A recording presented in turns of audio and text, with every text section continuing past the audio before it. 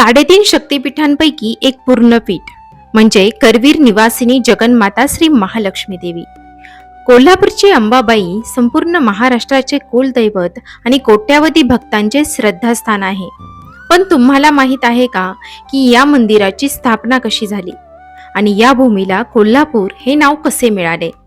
तर आज आपण जाणून घेणार आहोत या पावनभूमीची अद्भुत आणि पौराणिक कथा. या करवीर क्षेत्रामध्ये कोल्हासूर नावाचा एक बलाढ्य आणि क्रूर राक्षस राज्य करत होता.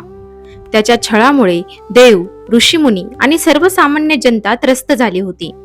शेवटी सर्वांनी मिळून आदिमाता आदिशक्तीची प्रार्थना केली.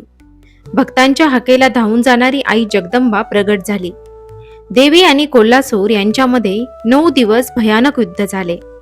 अखेर आश्विन शुद्ध नवमीला देवीने कोल्हासुराचा वध केला. मरण्यापूर्वी कोल्हासूरला पश्चाताप झाला. त्याने देवीच्या चरणी नतमस्तक होऊन एक वर मागितला. हे माते, या क्षेत्राला माझे नाव मिळावे आणि तू येथेच निवास करावा. देवीने त्याची ही अंतिम इच्छा मान्य केली. म्हणूनच या नगरीला नाव मिळाले कोल्हापूर. लक्ष्मीचे वैकुंठ सोडून येऊन पृथ्वीवर येण्याने या क्षेत्राला महालक्ष्मी नाव मिळण्यामागे आणखीन एक रंजक कथा आहे. एकदा वैकुंठात भृगु ऋषी आले होते. भगवान विष्णू निद्रिस्त असल्यामुळे ऋषींनी विष्णूंच्या छातीवरती लाथ मारली. विष्णूंच्या छातीवर देवी लक्ष्मीचा वास असतो. आपल्या पतीचा आणि स्वतःचा झालेला हा अपमान देवी लक्ष्मी सहन करू शकली नाही. ती विष्णूंवर रुसली आणि तिने वैकुंठ सोडले. देवी लक्ष्मी थेट पृथ्वीवर आली आणि तिने राहण्यासाठी कोल्हापूरच्या याच करवीर क्षेत्राची निवड केली. नंतर जेव्हा भगवान विष्णू तिला शोधत पृथ्वीवर आले तेव्हा ते तिरुपती येथे स्थायिक झाले. म्हणूनच असे मानले जाते की तिरुपती बालाजीची यात्रा तोपर्यंत पूर्ण होत नाही जोपर्यंत भक्त कोल्हापूरला येऊन महालक्ष्मीचे दर्शन घेत नाहीत. कोल्हापुरातील अंबाबाईची मूर्ती अत्यंत तेजस्वी आहे.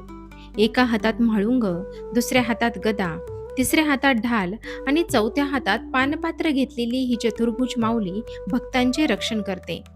तिच्या मुकुटावर नाग, लिंग आणि योनी अशी चिन्हे आहेत जी तिच्या वैश्विक शक्तीचे प्रतीक आहे. दरवर्षी किरणोत्सवाच्या वेळी सूर्यदेव स्वतः आपली किरणे देवीच्या चरणांवर, कमरेवर आणि मुखावर टाकून तिची पूजा करतात. विज्ञान आणि भक्तीचा हा एक अद्भुत संगम आहे.